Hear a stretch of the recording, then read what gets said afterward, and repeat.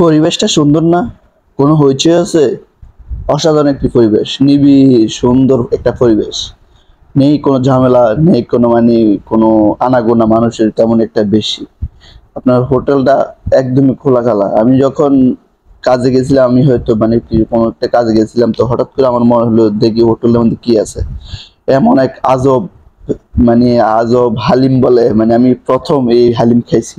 তবে হালিমের সাথে আরো কিছু জিনিস আমাদেরকে দিয়েছে, সেটাও আমরা খাইছি। এই যে দেখুন, আমি হালিমটা টেস্ট করতেছি। তবে হালিমের একটা নাম আছে, মানে আপনারা খাইছেন কিনা জীবনে এরকম হালিম আমি জানি না। তো আমি সর্বপ্রথমে হালিম খাইছি আমার বয়সের মধ্যে। তো হালিমটা কিন্তু অসাধারণ ছিল, ফ্যান্টাস্টিক। যাকে একদম আপনি কি বলবেন জানি না, আমার থেকে ভালো লাগছিল। এমন হালিম আমি কখনো খাইনি।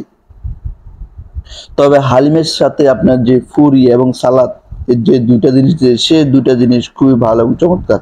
এই যে দেখুন, হালিমের মধ্যে কিন্তু মুরগির গোস্ত দেখা যাইতেছে, আর এটা হচ্ছে সালাদ, এটা হচ্ছে ফুরি।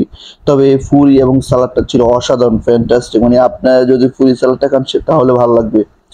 ভাই, কখনো কি আপনারা মুরগির হালিম খাইছিলেন আমি জানি না, তবে আমি মুরগির হালিম খাইছি। মুরগির হালিম দিয়ে এত বাজে হালিম হয় তা কখনো আপনাদেরকে বলতে পারবো না। মিরাজ তো আমার জিজ্ঞেস, ভাই হালিম কি পুরোটা খাওয়া যাইবো না খাইতাম না? আমি বললাম চেষ্টা কর, কষ্ট করে খেয়ে ফেল, যেহেতু টাকা তুই দিবি, তো সেই কারণে তুই খেতে হবে। শুভ তো পুরি এবং সালাদ দুইটাই একসাথে শেষ করতেছে, হালিমটা তার বড় বিষয় না, পুরিটা খাবে সেই বড় বিষয়। যাই হোক, আমিও কি করব, হালিমের বদলে আমিও পুরি এবং সালাদ খাইতেছি। হালিমটা তেমন একটা বেশি খাইতে হয় না, কারণ বুঝুন তো ভাই, সারাদিন খাইছি গরুর হালিম, আজকে খাইছি মুরগির হালিম। এখন মুরগির হালিম তো এটা তো আর মানানসই না, বা সবসময় খাই না। এই কারণে নিজের সাথে এটা মানায় নিতে পারতেছি না, সেই কারণে কিন্তু আমি এটা খাইতে পারি না।